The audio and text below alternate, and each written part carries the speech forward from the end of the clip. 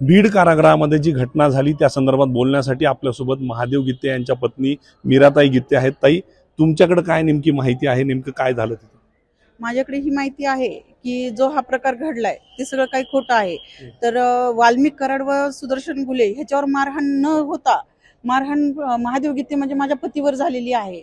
आणि ह्या गोष्टीची प्री प्लॅनिंग 3 दिवसापासून चालत होती। स्वतः फोनद्वारे माझ्या पतीने मला सांगितलेलं आहे की हे सगळं ठरवून सगळ्या गोष्टी केलेल्या आहेत त्यांनी। बरं, जेलमध्ये जर असं प्लॅनिंग करून जर मारहाण होत असेल तर तिथलं प्रशासन त्यांना सपोर्ट करते असं वाटतंय का? हो, 100%।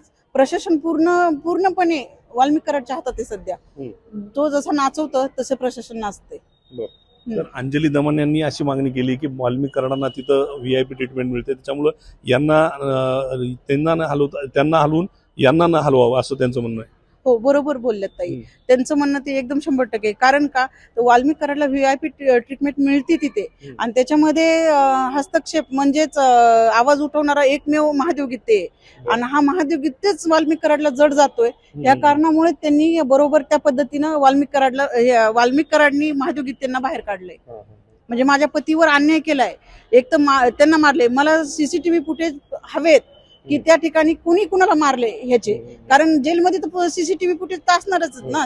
CCTV लावलेली आहे असल्यामुळे ते सगळं काही समोर येईल।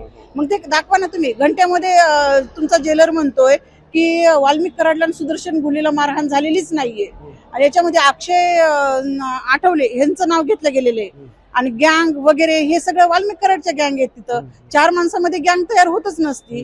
टोळ्या बिळ्या तर हे सगळ्या काही टोळ्या त्याच्याच आहेत तिथं। मग सगळ्यात कोण चाललंय? एवढ्या टोळीला फक्त जड जाणारा फक्त महादेव गित्ते, म्हणून हे सगळं कांड करून ह्या लोकांनी महादेव गित्तेला बाहेर काढले। तर त्यांना कशा प्रकारे गोवण्यात आलं होतं ह्या सगळ्या प्रकरणामध्ये?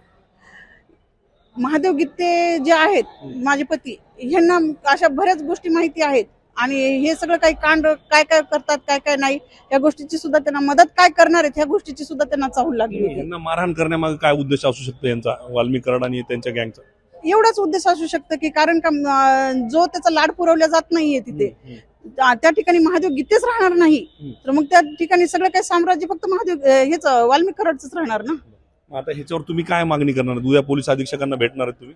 मी एकच मागणी करणार आहे, CCTV फुटेज काढा, कोणी कुणाला मारले हे दाखवा आणि त्यातली त्यात अक्षय आठवले यांचं नाव असताना देखील यांना तुम्ही बाहेर का काढलं नाही? त्यांना का जाणून बुजून मदत ठेवले?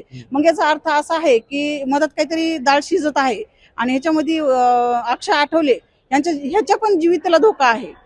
तर सुरेश धसांची मागणी होती की यांना अमरावती किंवा विदर्भातल्या इतर जेलमध्ये ठेवावं, इथं न ठेवता त्यांचं म्हणणं इथलं प्रशासन खूप त्यांना सहकार्य करतं। हो, त्यांचंही बरोबर आहे। सुरेश धसांनी जे सांगितले ते एकदम 100% खरं आहे।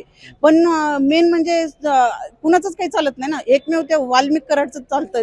तो तिथला प्रशासनचा जवाई म्हणल्यानंतर लाड पुरवले त्याचे चाललेत ना, मग प्रशासन हे कोणाला काढणार आहे? त्याचे जे विरोधी आहेत त्यांनाच काढणार आहेत। हा, तर या होत्या मीरा ताई, त्यांनी सांगितलं की त्यांचे लाड पुरवले जात आहेत आणि त्यांना तिथं सहकार्य केलं जात आहे। उद्या बीडच्या पोलीस अधीक्षकांना भेटून CCTV फुटेजची मागणी सुद्धा त्यांनी केलेली आहे। कॅमेरा पर्सन विशालचं पंकज क्षीरसागर, ABP माझा, परभणी।